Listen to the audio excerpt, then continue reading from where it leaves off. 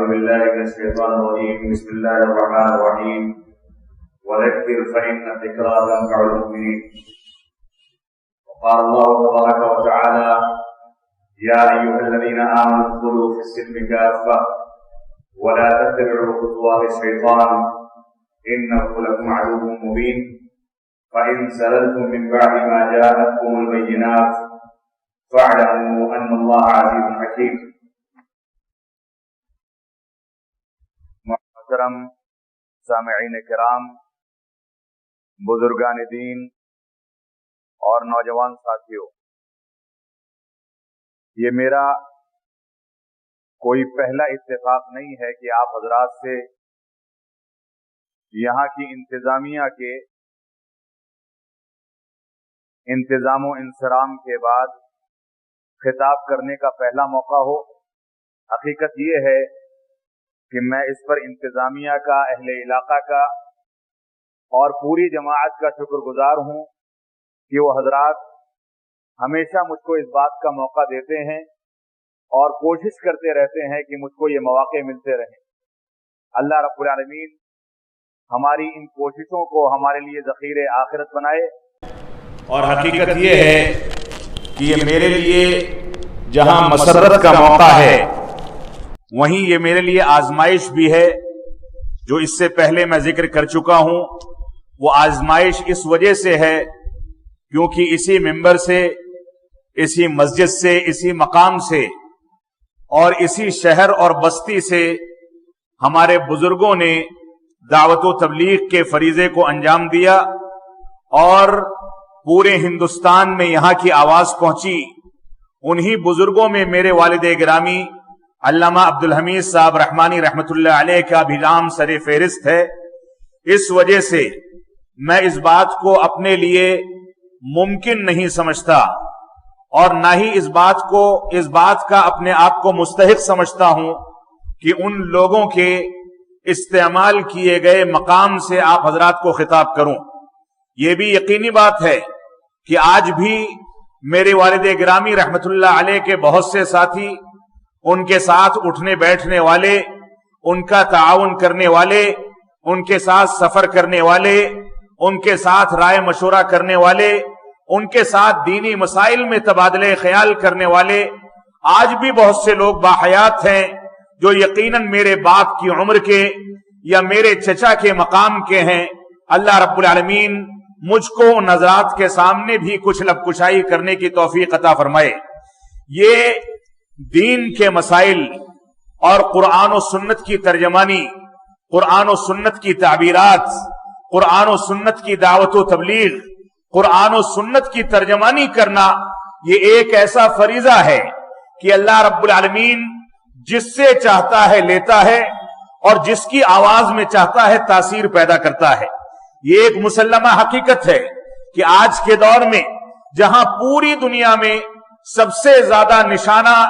عالم اسلام پر اور مسلمانوں پر ہے، ساری دنیا کے اکثر خطوں میں جو سازشیں تیار کی جاتی ہیں، جو پلاننگ کی جاتی ہے، جو سازشیں کی جاتی ہیں، وہ ساری کی ساری سازشیں ان کا محور عالم اسلام ہوتا ہے، مسلمان ہوتے ہیں۔ اور اگر مزید باریکی کے ساتھ دیکھا جائے تو مسلمانوں کے درمیان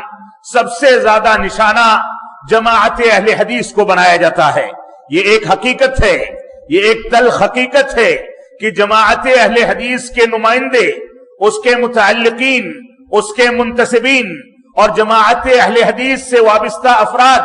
دوسری جماعتوں کے مقابلے میں زیادہ نشانے پر ہیں، ان کو سازشوں کا زیادہ شکار بنایا جاتا ہے۔ اسی وجہ سے علامہ ابن تیمیہ رحمت اللہ علیہ فرماتے ہیں کہ اہل اسلام عالم دنیا کے سامنے اسی طرح سے ہیں جیسے سلفی اور اہل حدیث حضرات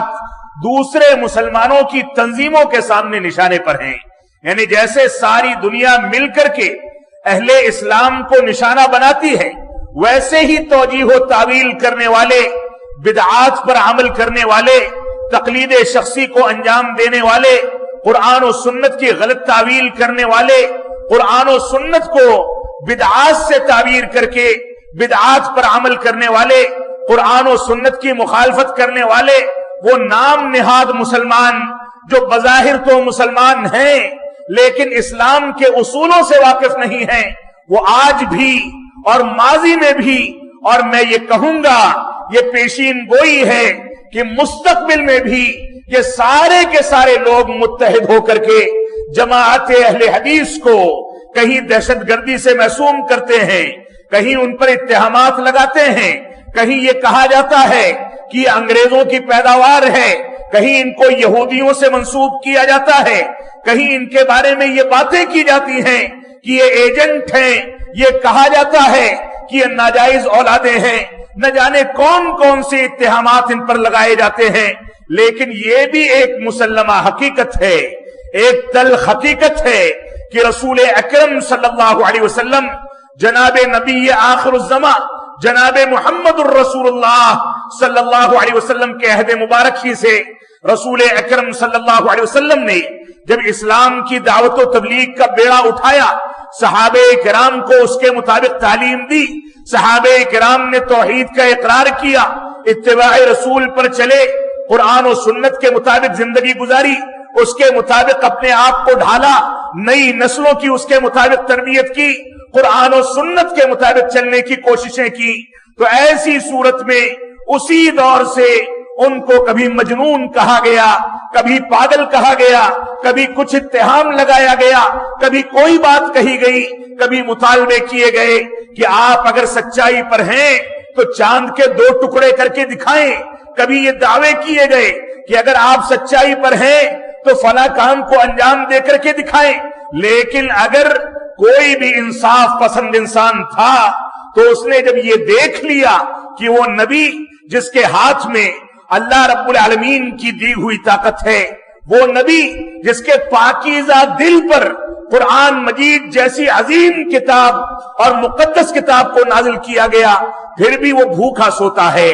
پیاسا سوتا ہے، اس کے گھر میں اس کو پنکھا جھلنے والے نہیں ہوتے، وہ غربت کی زندگی گزارتا ہے، اس کے گھر کے اندر 3 مہینے تک چولہا نہیں جلتا، وہ اپنے پیٹوں پر پتھر باندھتا ہے، بھوک کی شدت اور پیاس کی شدت کو برداشت کرتا ہے، اس کے کپڑوں میں پیبند لگے ہوتے ہیں، وہ رات بھر کا بھوکا جب صبح اپنی بیویوں اور ہماری ماؤں کے گھروں کا چکر لگا کر کے ان سے حال چال دریافت کرتا ہے تو بے ساختہ اس کی زبان سے نکلتا ہے کہ گھر میں کچھ کھانے کے لیے کچھ پینے کے لیے ہے کہ نہیں ہے، تو جواب ملتا ہے کہ نہیں ہے،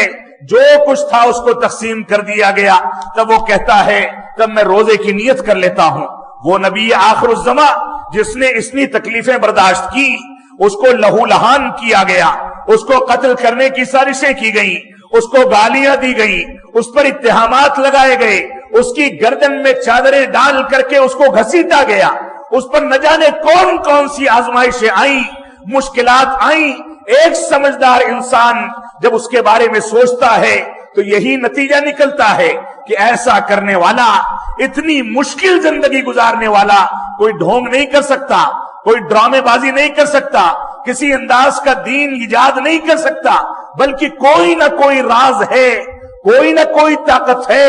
کوئی نہ کوئی ہمت ہے، کوئی نہ کوئی جستجو ہے جس کی بنیاد پر وہ ڈٹ کر کے معاشرے سے مقابلہ کرتا ہے۔ آج کے دور میں ہماری جماعت کے لوگوں کے یہاں قرآن و سنت کی تعلیمات تو یقیناً موجود ہیں، قرآن و سنت کی بنیادیں تو یقیناً موجود ہیں، قرآن و سنت کے مطابق چلنے کا جذبہ چاہے زبانی طور پر صحیح ہو لیکن موجود ہے، لیکن وہ عملی زندگی جس میں پیاس کو برداشت کیا جائے، وہ عملی زندگی جس میں بھوک کو برداشت کیا جائے، وہ عملی زندگی جس میں انسان بھوکا اور پیاسا رہ کر کے اپنی جان آفرین کے حوالے کر دے لیکن حرام کا ایک لقمہ اس کے منہ میں نہ جانے پائے، وہ جذبہ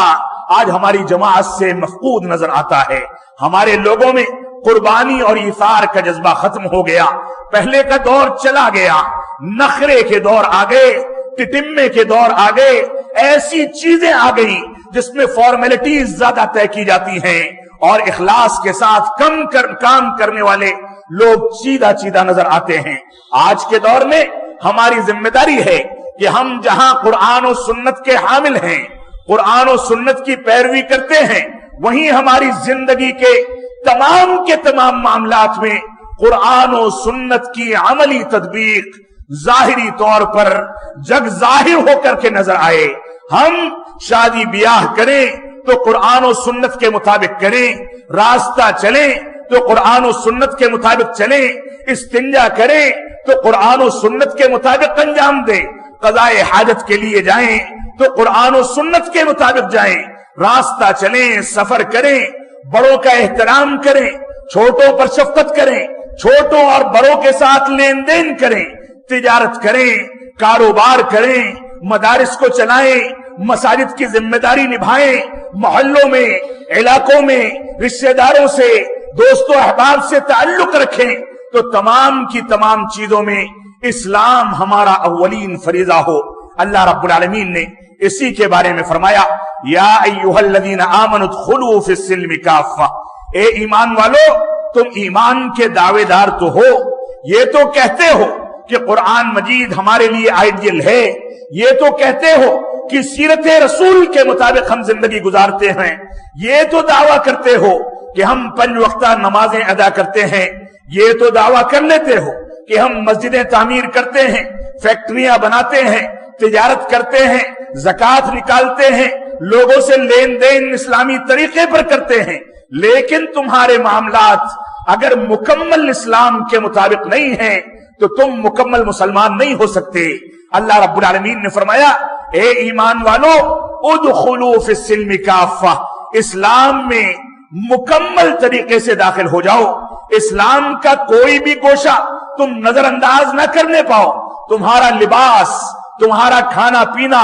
تمہارا چلنا دوڑنا اور نکلنا، تمہارا سونا اور بیدار ہونا، بچوں کی شادی بیاہ کرنا،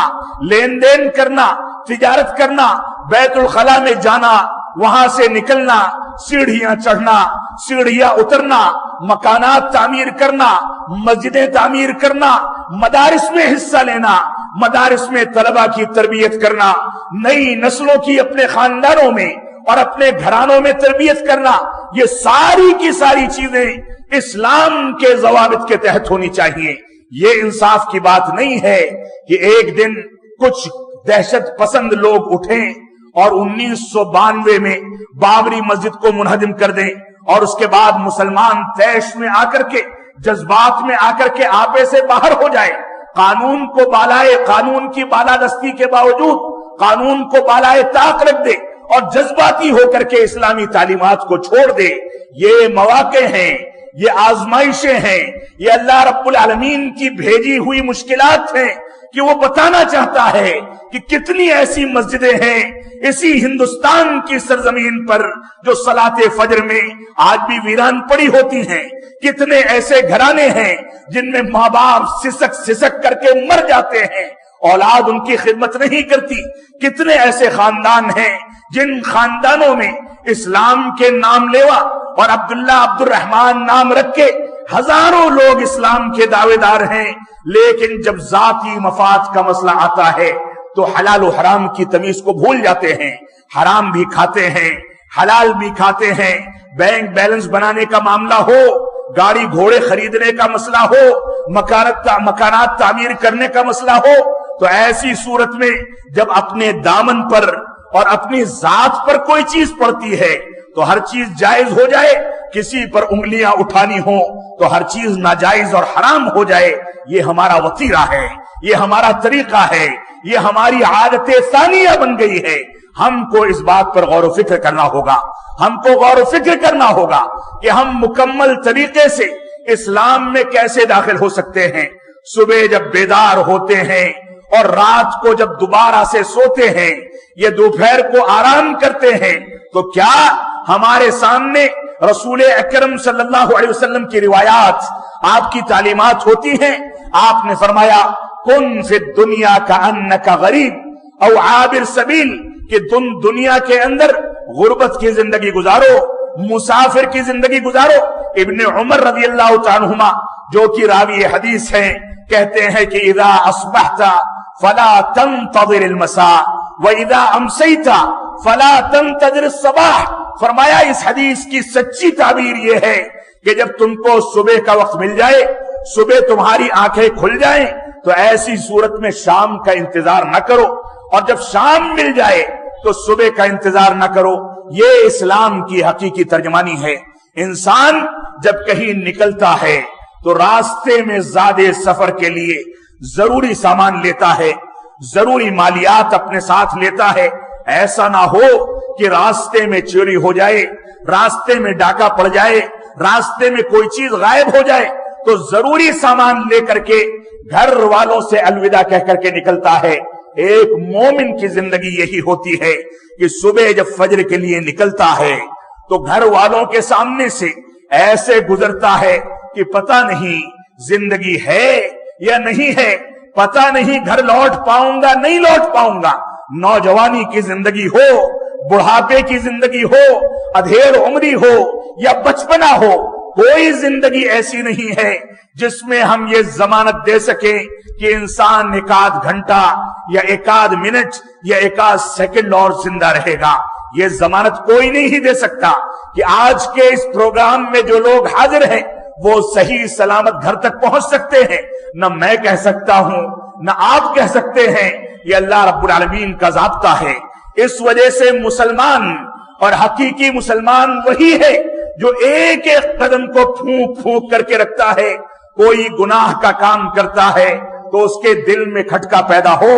کوئی غلط کام کرتا ہے تو اس کے دل میں تکلیف پیدا ہو، یہ مسلمان کا وطیرہ ہے۔ تو فرمایا جب صبح ہو جائے تو شام کا انتظار نہ کرو، شام ہو جائے تو صبح کا انتظار نہ کرو۔ یہ حقیقی مومن کی پہچان ہے۔ انسان لوگوں سے لین دین کرتا ہے، قرضے میں ڈوبتا ہے، معاملات کرتا ہے، تجارت کرتا ہے، لوگوں کے حقوق کی ادائیگی کرتا ہے، لیکن کیا پتا ہے کہ اس کی تکمیل سے پہلے وہ اس دنیا سے رخصت ہو جائے، قرضے کی ادائیگی سے پہلے دنیا سے رخصت ہو جائے،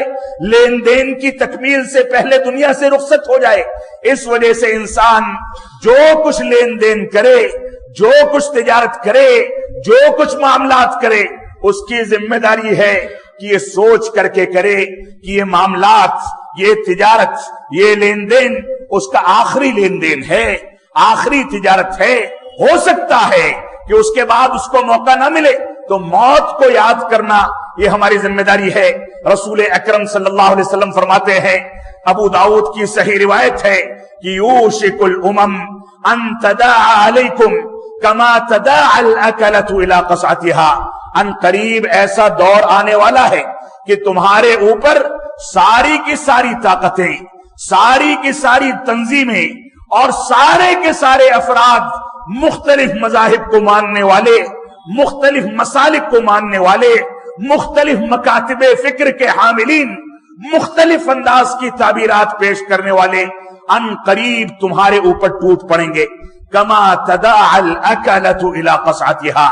جیسے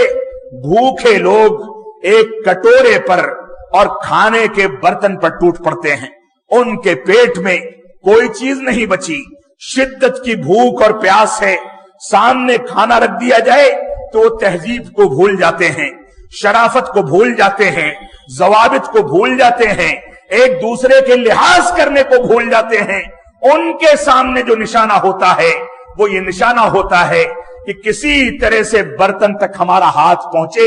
اور دو چار لقمے کھینچ کر کے ہم منہ میں ڈال دیں، چاہے ہماری داڑھیاں سن جائیں، چاہے ہمارے کپڑے خراب ہو جائیں، چاہے ہم کو لوگ دیہاتی اور بدو کہیں، چاہے جس انداز کی زندگی گزاریں، لیکن اس وقت نشانہ یہ ہے کہ پیٹ میں تھوڑی سی غذا چلی جائے۔ رسول اکرم صلی اللہ علیہ وسلم نے فرمایا، اسی طریقے سے دنیا کی ساری قومیں اور ساری طاقتیں تمہارے اوپر پل پڑیں گی، ٹوٹ پڑیں گی۔ صحابہ کرام نے پوچھا، وَمِن قِلَّةٍ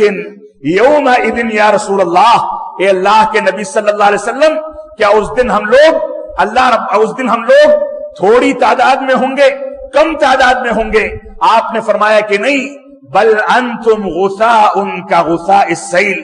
تمہاری تعداد بہت زیادہ ہوگی، لیکن تمہاری حیثیت خش و خاشاک کی طرح سے، تنکوں کی طرح سے، کوڑے کرکٹ کی طرح سے بالکل ہلکی پھلکی زندگی، جہاں جس سے مفاد حاصل کرنا ہے، کہیں جھوٹ بول دیا، کہیں مبالغہ کر دیا، کہیں جھوٹ بول کر کے 2 پیسے کما لیے، جب کوئی غریب دکھا، کوئی رکشے یا آٹو والا دکھا، کوئی ملازم دکھا، اس کو گالی گلوچ کر کے دبا دیا، اس کا حق مار لیا، اس کے ساتھ اس کے حق تلفی کی، اس کے ساتھ گالی گلوچ کر لیا، زبان لڑا لی، اور جہاں عزت دار آدمی ملا، دنیا کے سب سے زیادہ شریف انسان بن گئے۔ آپ کے مکھوٹے اتنے ہو جائیں گے کہ ان مکھوٹوں کو آپ خود نہیں گن پائیں گے۔ تو اللہ کے رسول صلی اللہ علیہ وسلم نے فرمایا کہ تمہاری تعداد تو بہت زیادہ ہوگی، لیکن تمہاری حیثیت کمزور ہو کر کے رہ جائے گی۔ تم سمندر میں اور اسی طرح سے سیلاب میں اٹھنے والے جھاگ اور خش و خاشاک اور کوڑے کرکٹ کی طرح سے چاروں جانب نظر آؤ گے۔ تمہاری تعداد بہت بڑی ہوگی، لیکن اللہ رب العالمین تمہارے دشمنوں کے دلوں سے تمہارے رعب کو اور تمہارے دبدبے کو، تمہاری شخصیت کے وزن کو، تمہارے رعب کو ختم کر کے رکھ دے گا۔ اور اس کا سبب کیا ہوگا؟ حب الدنیا و کراہیت الموت، دنیا سے محبت کرنا اور موت سے نفرت کرنا۔ یہ 2 ایسی بنیادیں ہیں جس کو رسول اکرم صلی اللہ علیہ وسلم نے ہماری ناکامی کا سبب قرار دیا۔ ہم دنیا سے محبت کرتے ہیں، یہ محبت اتنی غالب آ گئی کہ حلال و حرام کی تمیز ختم ہو گئی۔ ہم دنیا سے محبت کرتے ہیں، یہ محبت اتنی غالب آ گئی کہ ہم نے آل اولاد کے درمیان انصاف کرنا چھوڑ دیا۔ یہ محبت اتنی غالب آ گئی کہ شادی بیاہ میں دوسروں کے شادیوں پر تو انگلیاں اٹھتی ہیں، لیکن اپنا جائزہ لینے والا کوئی نہیں ہے۔ یہ محبت اتنی غالب آ گئی کہ ہم دنیا میں جب نکلتے ہیں تو لوگوں کے سامنے ہمارا وزن بنا رہے، ہمارا وقار بنا رہے، 2-4 لوگ آگے پیچھے چلیں، لوگ کیمرہ لے کر کے ہماری تصویریں کھینچیں، لوگ ہمارے ویڈیو بنا کر کے سوشل میڈیا پر اپلوڈ کریں۔ یہ سارے کے سارے اہتمام ہوتے ہیں، لیکن اگر اہتمام نہیں ہوتا تو رب کریم کی رضامندی کا اہتمام نہیں ہوتا۔ آج کے دور میں جو سوشل میڈیا کا دور ہے، فتنوں کا دور ہے، قرآن و سنت کی مخالفت کا دور ہے، اس دور میں ہماری ذمہ داری ہے کہ ہم قرآن و سنت کی سچائی کے ساتھ پیروی کریں۔ تو رسول اکرم صلی اللہ علیہ وسلم نے فرمایا کہ حب الدنیا و کراہیت الموت، دنیا سے لو لگا لینا، دنیا سے محبت کرنا اور موت سے نفرت کرنے لگنا۔ اگر انسان موت سے نفرت نہیں کرتا بلکہ موت کا انتظار کرتا ہے تو موت کے بعد والی زندگی کی تیاری بھی کرتا ہے، وہ اللہ رب العالمین کے سامنے جواب دہی کی تیاری کرتا ہے۔ اس وجہ سے ہماری ذمہ داری ہے کہ ہم ان روایات پر اور ان آیات پر عمل پیرا ہو کر کے زندگی گزاریں۔ تو اللہ رب العالمین نے فرمایا یا ایھا الذین آمنوا ادخلوا فی السلم کافہ، اے ایمان والو اسلام میں مکمل طریقے سے داخل ہو جاؤ، ولا تتبعوا خطوات الشیطان، اور شیطان کے ہتھ کنڈوں کی پیروی مت کرو، انہ لکم عدو مبین، وہ شیطان تمہارا کھلا دشمن ہے۔ فَإِن زَلَلْتُم مِّن بَعْدِ مَا جَاءَتْكُمُ الْبَيِّنَاتُ فَاعْلَمُوا أَنَّ اللَّهَ عَزِيزٌ حَكِيمٌ، اور سن لو کہ اگر اس کے باوجود، اس کوشش کے باوجود، شیطان کی مخالفت کے باوجود، اسلام کے اندر داخل ہونے کی کوششوں کے باوجود تمہارا پیر کہیں پھسلتا ہے، کہیں تم کو تمہارے قدم میں لغزش نظر آتی ہے، تم قرآن و سنت کی ڈگر سے ہٹ کر کے شیطان کے راستے کی جانب تھوڑا بہت پھسل جاتے ہو، تو اس سے اللہ رب العالمین نے ہم کو بتایا کہ ایسی صورت میں اللہ رب العالمین غالب ہے، حکمت والا ہے۔ اگر تم نے کوششیں کی ہیں، بشری تقاضے سے اس کے باوجود غلطیاں ہو گئی تو اللہ رب العالمین معاف کرنے والا ہے۔ لیکن آج کے دور میں جو انسان صلاۃ فجر میں حاضری دے دے، آج کے دور میں جو انسان قرآن مجید کے تراجم کا مطالعہ کرتا ہو،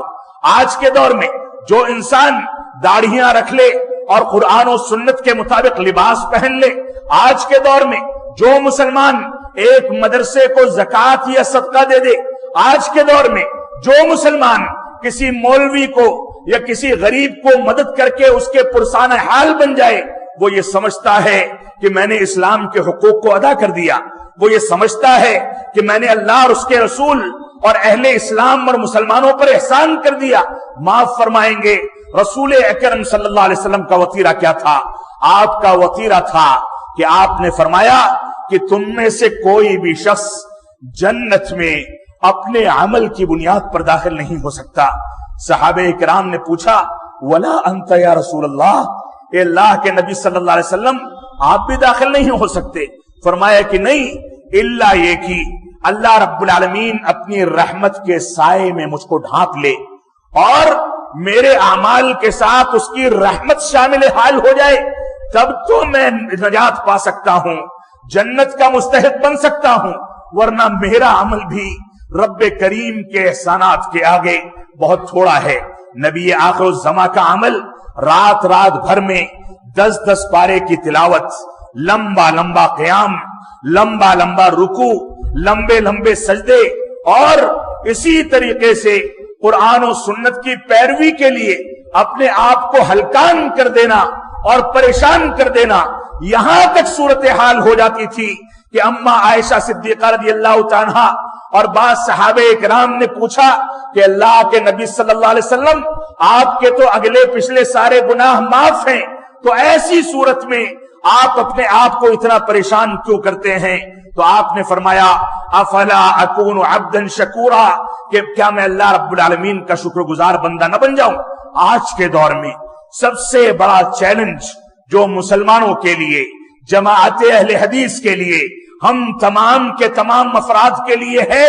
وہ یہ ہے کہ ہم بذات خود اسلام کی کون سی تعلیمات کے مطابق چل پاتے ہیں۔ ایک چیلنج یہ ہے کہ ہم نے اسلامی تعلیمات اور دنیاوی تعلیمات میں کتنی محنت کر لی کہ ہم دوسری اقوام کو آنکھوں میں آنکھیں ملا کر کے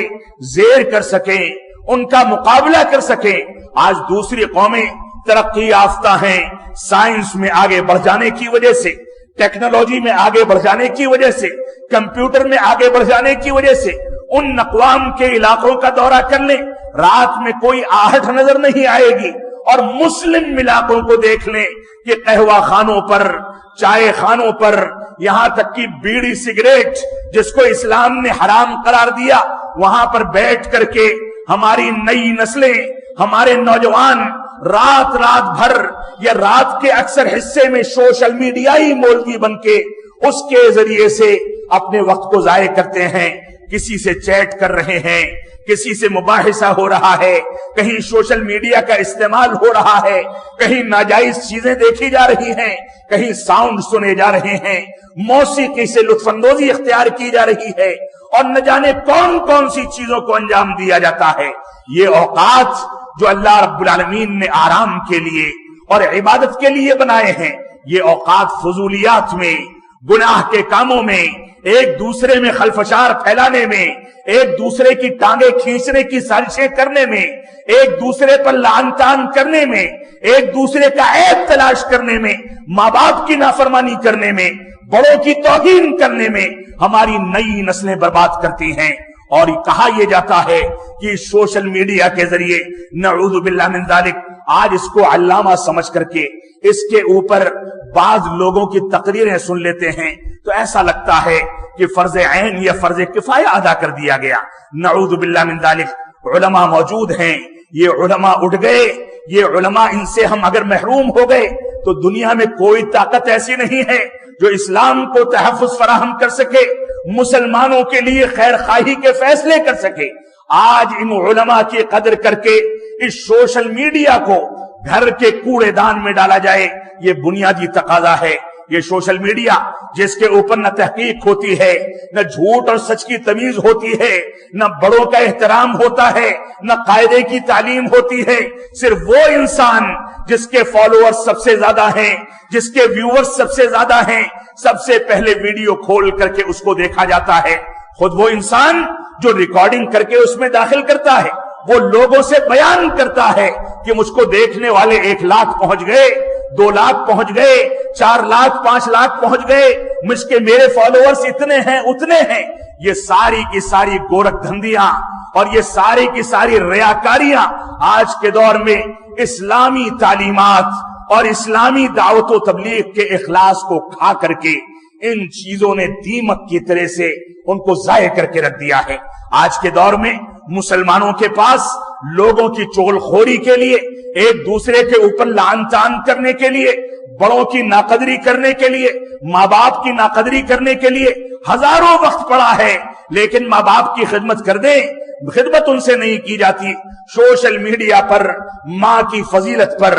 باپ کی فضیلت پر کوئی چیز پوسٹ کرنی ہو تو 10 منٹ میں 10 لاکھ لوگوں کو پہنچ جائے، لیکن خود نکل کر کے ماں باپ کو پانی پلانا ہو تو کوئی نکل کر کے نہیں آنے والا۔ یہ دور جو فیشن کا دور ہے، جس دور کو ہم ترقی یافتہ دور کہتے ہیں، جبکہ یہ تنزلی کا دور ہے۔ یقیناً اس دور میں ترقی ہوئی ہے، لیکن اس ترقی نے ماں باپ کے مقام کو کھو دیا۔ یقیناً اس دور میں ترقی ہوئی ہے، لیکن اس دور نے قرآن مجید کے مصاحف کی عظمت کو کھو دیا۔ یقیناً اس دور میں ترقی ہوئی ہے، لیکن اس دور نے اساتذہ گرامی قدر اور علماء کرام کے مقام کو کھو دیا۔ یقیناً اس دور میں ترقی ہوئی ہے، لیکن اس دور نے چھوٹوں پر شفقت اور بڑوں کے احترام کو نہ جانے کون سی دنیا کے اندر غائب کر دیا ہے، اور ہم اس کو تلاش کرتے ہیں تو وہ نہیں ملتا۔ آج کے دور میں بچہ گھر میں ہے، ماں باپ گھر میں ہیں، دونوں میں تعلق ایسا ہے جیسے اجنبیوں کا ہو۔ ماں باپ کو کی خدمت کرنا، بڑوں کا احترام کرنا، چھوٹوں پر شفقت کرنا، یہ ساری کی ساری چیزیں انگلیوں کی اشارے کی محتاج ہو گئی، اور ہم نے اس کو سوشل میڈیا کے حوالے کر دیا، اور عملی زندگی میں یہ ساری کی ساری چیزیں آج ان کا فقدان نظر آتا ہے۔ اس وجہ سے میں یہاں پر آپ حضرات کے سامنے چند گزارشات لے کر کے حاضر ہوا ہوں۔ وہ گزارشات یہ ہے کہ نئی نسلوں کو اللہ رب العالمین کے حکم کے مطابق قرآن و سنت کی تعلیم دیں۔ 7 سال کا بچہ ہو اس کو مسجد آنے کا حکم دیا جائے، اور اسی طرح سے 10 سال کا بچہ ہو جائے اس کے ساتھ سختی کی جائے، یعنی 3 سال تک اس کی اسلام پر، اسلامی تعلیمات پر، اسلام کے بنیادی رکن صلوات خمسہ کی پابندی پر پوری تربیت کی جائے، ٹریننگ کی جائے۔ اس کے باوجود ہم ٹریننگ میں ناکام ہیں تو 10 سال کی عمر میں اس کے ساتھ سختی کی جائے۔ آج کے دور میں ہر بزرگ انسان یہ شکوہ کرتا ہے کہ میں تو بوڑھا ہو گیا، اب پیر جب قبر میں لٹک جاتا ہے تو نمازوں کی پابندی تو کرنی ہے، موت سامنے نظر آتی ہے، لیکن بچوں کے بارے میں ہر انسان کی زبان پر شکوہ ہے کہ میرا بیٹا نماز نہیں پڑھتا۔ مولوی صاحب اس کو سمجھا دیجئے، اس کی تربیت کر دیجئے، اس کو بیٹھا کر کے بتا دیجئے کہ ترک صلاۃ کا عذاب کیا ہے۔ لیکن اس وقت جب وہی بچہ جس کے بارے میں آپ شکوہ کرتے ہیں وہ 7 سال کی عمر کو پہنچا تھا تو اسلام کی تعلیم آپ کو یاد نہیں رہی۔ وہ جب 10 سال کی عمر میں پہنچا تھا تو اسلام کی تعلیم آپ کو یاد نہیں رہی۔ شادی بیاہ کے بعد اس کی تربیت کا جو حکم دیا گیا تھا اس میں اسلام کی تعلیمات آپ کو یاد نہیں رہی، تو ایسا لگتا ہے کوئی جادو کی چھڑی ہے مولوی صاحب کے پاس جو آ کر کے گھمائیں گے اور پنڈت کی طرح سے کوئی مالا پہنائیں گے اور اس کے بعد وہ نمازی بن جائے گا۔ معاف فرمائیں گے، اسلامی معاشرے کی تشکیل میں وقت لگتا ہے۔ تربیت کا پہلو اور ٹریننگ کا پہلو جب مستقل طور سے اس کو اپنایا جائے تب جا کر کے ہماری مسجدیں آباد ہوتی ہیں۔ ہم کتنا بھی شکوہ کر لیں کہ حکومت نے NRC نافذ کر دیا، ہم کتنا بھی شکوہ کر لیں کہ حکومت نے بابری مسجد کے مسائل میں ہماری آواز کو دبا دیا، ہم کتنا بھی شکوہ کر لیں کہ طلاق ثلاثہ کے مسئلے میں مسلمانوں کی آزادی کو چھین لیا گیا، لیکن آپ خود بتائیں کہ کتنی مسجدیں ایسی ہیں ہماری محلے کی، ہمارے معاشرے کی، ہمارے شہر کی جن کو ہم نے آباد کرنے کی فکر کی ہے۔ آپ خود بتائیں کہ طلاق ثلاثہ کے مسئلے میں خود ہمارے مفتیوں نے قرآن و سنت کے خلاف غلط فتوے دے کر کے اور اپنے لیے نعوذ باللہ من ذالک حلالہ کا دروازہ کھول کر کے حرام خوری کر کے طلاق ثلاثہ کے مسئلے کو جب کھلواڑ بنایا تھا تب ہم کو احساس نہیں ہوتا تھا۔ آج غیروں نے ہمارے اوپر انگلیاں اٹھائی ہیں تو ہم تل ملاتے ہیں۔ معاف فرمائیں گے، غیروں کو کسی جرم کا مرتکب بتایا جائے اس سے پہلے آپ کو اپنا جائزہ لینا ہوگا جب آپ کسی پر انگلی اٹھائیں گے تو 3 انگلیاں بذات خود آپ کے اوپر اٹھ چکی ہیں. آپ کو اپنا جائزہ لینا ہوگا, اپنی گریبان میں جھانکنا ہوگا. دوسروں کو دوش دینے والے, دوسروں کو مجرم ثابت کرنے والے جب تک اپنا جائزہ نہیں لیں گے, جب تک کوئی بات بننے والی نہیں ہے. آج کے دور میں ہماری نئی نسلوں کی یہ ذمہ داری ہے کہ بڑوں کا احترام کریں, بڑوں کی خدمت کریں. آج کے دور میں بڑوں کا احترام مفقود ہے, چھوٹوں پر شفقت مفقود ہے. آج کے دور میں تعلیم کا جو پیمانہ مسلمانوں کے پاس, چاہے دنیاوی تعلیم ہو چاہے دینی تعلیم ہو, اس کا جو پیمانہ ہونا چاہیے تھا آج مسلمانوں کے اندر نہیں ہے. اخلاقی جو معیار ہونا چاہیے تھا وہ مسلمانوں سے مفقود ہے. مسلمانوں نے اخلاقیات کی آخری سطحوں کو بھی چھوڑ دیا, جبکہ رسول اکرم صلی اللہ علیہ وسلم فرماتے ہیں کہ بعثت لأتمم مکارم الاخلاق, کہ میں اسی وجہ سے مبعوث کیا گیا تاکہ مکارم اخلاق کی ساری تعلیمات کو مکمل کر دوں, اس کے مطابق زندگی گزاروں. راستہ چلنے والے, پڑوس میں بسنے والے, بھوکے پیاسے, رکشہ چلانے والے, غربت کی زندگی گزارنے والے, بھوکے پیاسے, جن کو ضروریات ہیں, چاہے وہ مسلمان ہوں یا غیر مسلم ہوں, خدمت خلق کا تقاضا ہے کہ نبی آخر الزماں کی سیرت کو سامنے رکھ کر کے اخلاقیات کی مکمل سطحوں کی تکمیل کی جائے اور ان لوگوں کی خدمات انجام دی جائیں. کہیں اسلام یہ نہیں کہتا کہ آپ کا پڑوسی مسلمان ہے تو اس کے حقوق کو ادا کریں. کہیں اسلام نے ایسی تعلیم نہیں دی کہ راستہ چلتے ہوئے کوئی پریشان انسان اگر مسلمان ہے تو اس کا ہاتھ بٹائیں. اسلام نے کہیں یہ شرط نہیں لگائی کہ آپ کے ساتھ معاملات کرنے والا یا پریشان رہنے والا یا بیمار پڑنے والا یا مشکلات کی زندگی گزارنے والا اگر مسلمان ہے تو اس کی خدمت کریں, ورنہ اس کو چھوڑ دیں. اسلام نے کوئی حد بندی نہیں کی ہے. خدمت خلق آج کے دور میں مسلمانوں سے مفقود نظر آتی ہے. آج تو صورتحال یہ ہو گئی کہ ہم بھائی کی حیثیت سے زندگی گزار رہے ہیں, ہمارا گزر بسر آرام سے ہوتا ہے, تجارت اچھی چلتی ہے, پڑوس کے گھر میں ہمارا بھائی بلکتا ہے اور ہمارا بھائی اور رشتہ دار پریشانی کی زندگی گزارتا ہے, تنگی کی زندگی گزارتا ہے. ہمارے پاس اتنا بھی نہیں کہ اس کے منہ میں 2 لقمہ ڈال دیں, اس کے بچوں کا تعاون کر دیں. رشتہ داریوں کو ہم نے کاٹ دیا, رب کریم نے ہم کو کاٹ کر کے اسلامی معاشرے سے الگ کر دیا. یہ صورتحال ہے. اخلاقیات کی تعلیم, تعلیمات اسلامی اور دنیاوی تعلیم, یہ چند ایسی چیزیں ہیں جن میں ہم کو مضبوطی کے ساتھ قرآن و سنت کی پیروی کرنی ہوگی. رسول اکرم صلی اللہ علیہ وسلم نے جب جنگ بدر میں یا کسی جنگ میں بہت سارے قیدی پکڑ کر کے لائے گئے, پکڑ کر کے لانے کے بعد ان کے بارے میں فیصلہ کیا گیا, رائے مشورہ لیا گیا. کسی نے کہا کہ ان کو قتل کر دیا جائے, کسی نے کہا کہ ان کو واپس کر دیا جائے, کسی نے کہا کہ ان کو قید خانے میں ڈال دیا جائے. نبی آخر الزماں نے جب کوئی بات کہی تو اتنے سلیقے کی بات کہی, آپ سنیں, آپ نے فرمایا کہ نہیں, ان کو فدیہ لے کر کے چھوڑا جائے گا, ان پر جرمانہ لگایا جائے گا, اور ان کا فدیہ یہ ہے کہ یہ مسلمانوں کے 10 بچوں کو لکھنا اور پڑھنا سکھا دیں. یہ علم کا مقام تھا. اسی وجہ سے اللہ رب العالمین نے فرمایا یرفع اللہ الذین آمنوا منکم والذین اوتوا العلم درجات, کہ اللہ رب العالمین نے تم میں سے علم کی بنیاد پر لوگوں کے مقام کو اونچا کیا ہے, اور جو لوگ صاحب علم ہیں ان کے درجات رکھے گئے ہیں. آج آپ بتائیں کہ کون سا مسلمانوں کا گھرانہ ہے,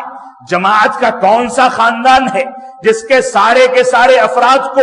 دوسری باتیں چھوڑ دیں, صرف توحید کے مسائل پر دسترس حاصل ہو, وہ سارے کے سارے مسائل دوسروں کو سمجھا سکیں, وہ بتا سکیں کہ توحید کیا ہے, شرک کیا ہے. آپ بتائیں کوئی ایک ایسا خاندان جو نماز کی باریکیوں کو بلا کتاب دیکھے سمجھا سکے. آپ بتائیں کوئی ایک ایسا عالم دین جو عالم دین چلتے پھرتے ساری کی ساری چیزوں میں اسلام کی سچی تعبیر پیش کر سکے. آج کے دور میں فقدان ہے اہل علم کا,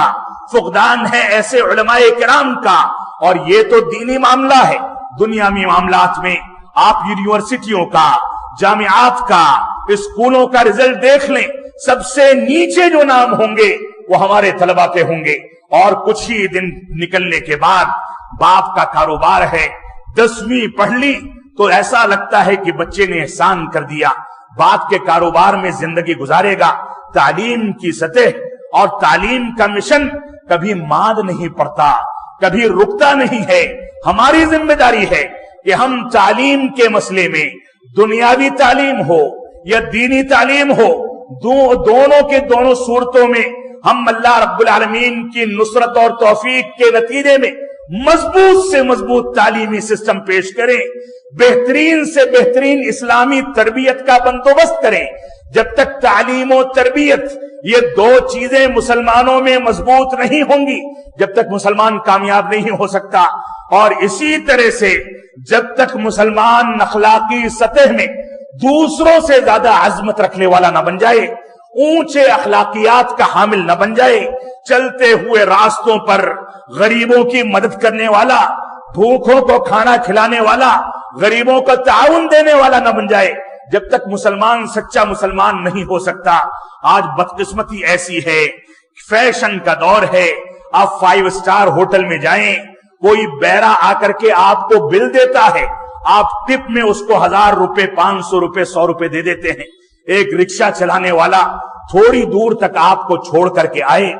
10 روپے کرایہ مانگ لے تو 2 گالیاں دے کر کے کہتے ہیں کہ 5 روپیہ کرایہ ہوتا ہے, شرم نہیں آتی کہ 10 روپیہ مانگتا ہے, اور اس کے بعد 5 روپیہ کاٹ لیا جاتا ہے. یہ ہماری اخلاقی سطح ہے, معاف فرمائیں گے, یہی ہماری حقیقت ہے. اللہ رب العالمین ہم کو ان چیزوں پر عمل پیرا ہونے کی توفیق عطا فرمائے. اللہ رب العالمین ہم کو اس بات کی توفیق عطا فرمائے کہ ہم قرآن و سنت کے مطابق مکمل زندگی کو قرآن و سنت کے مطابق ڈھالیں اور اس آیت کریمہ پر مستقل طور سے عمل کریں. یا ایھا الذین آمنوا ادخلوا فی السلم کافہ, اے ایمان والو اسلام میں مکمل طریقے سے داخل ہو جاؤ.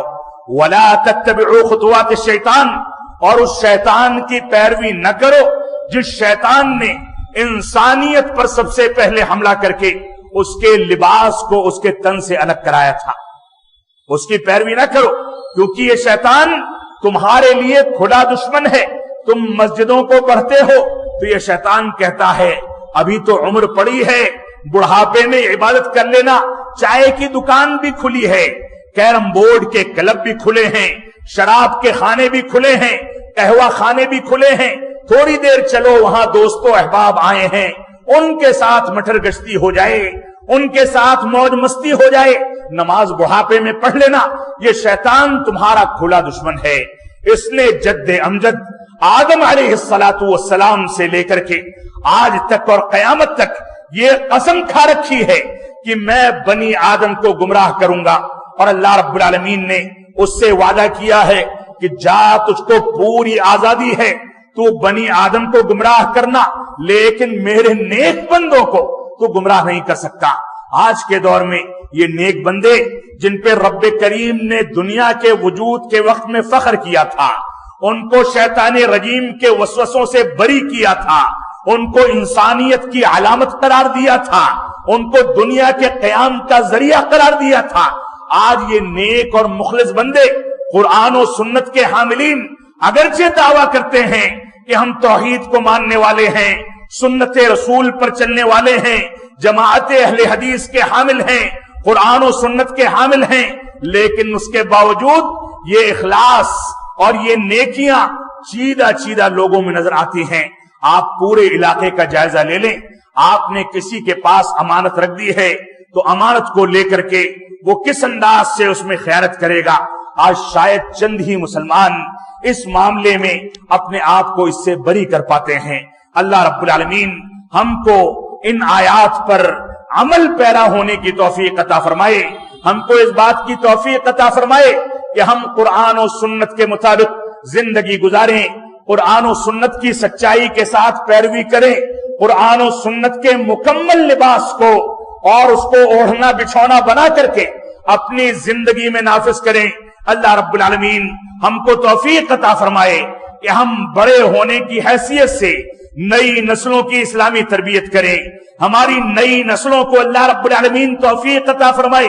کہ وہ اپنے بڑوں کے ساتھ شفقت بھی کریں، ان کا احترام بھی کریں، ان کی خدمت بھی کریں، تاکہ اس دنیا میں ان کے تجربات سے فائدہ اٹھا کر کے ان کی نیا بیڑا پار کر سکے اور وہ کامیاب زندگی گزار سکیں۔ اس بات کو سمجھ لیں کہ عربی کا مشہور مقولہ ہے کما تدین تدان، کہ انسان جیسا کرتا ہے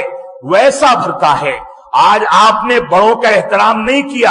آج آپ نے بڑوں کے ساتھ بہتر سلوک نہیں کیا، آج آپ نے ماں باپ کے ساتھ اچھا سلوک نہیں کیا، ان کی خدمت نہیں کی، ان کو اف تک کہتے رہے، گالی گلوچ کرتے رہے، زد و کوب کرتے رہے، ان کے ساتھ زبانیں لڑاتے رہے، ان کی ناقدری کرتے رہے، ان کی ناشکری کرتے رہے، جبکہ آپ کے وجود کا ذریعہ اللہ رب العالمین نے ان کو بنایا ہے، تو یاد رکھیے کہ کل کے آنے والے دور میں آپ کے بچے بھی آپ کے ساتھ وہی سلوک کرنے والے ہیں۔ اللہ رب العالمین ہم کو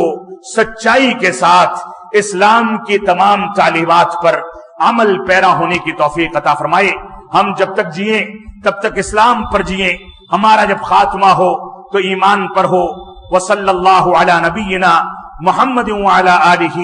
وصحبہ وسلم، والسلام علیکم۔